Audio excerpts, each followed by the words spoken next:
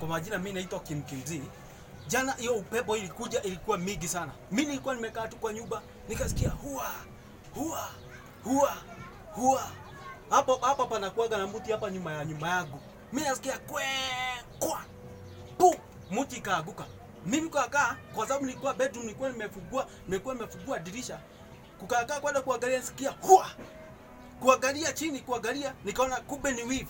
Hii weave ilikuwa imeletwa na upepo. So mimi nauliza mwenye ametupa weave ni mimi niko nayo, akuje kwangu, ama naweza nipigia simu anitafute weave yake ni mimi niko nayo, ama kama unajua mtu amepoteza weave akuje, ni mimi niko nayo.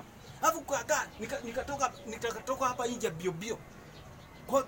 Kutoka hapa nje kwa mlango nikaokwa kwa uso kuangalia, kumbe ni boxer. Mimi nikashtuka. Lakini mimi naambia tu mwenye amepoteza hii boxer aina ya Kevin Crane akuje, ni mimi niko nazo huku kwangu, akuje mimi nitampatia, nimemwekea vizuri. So asante sana.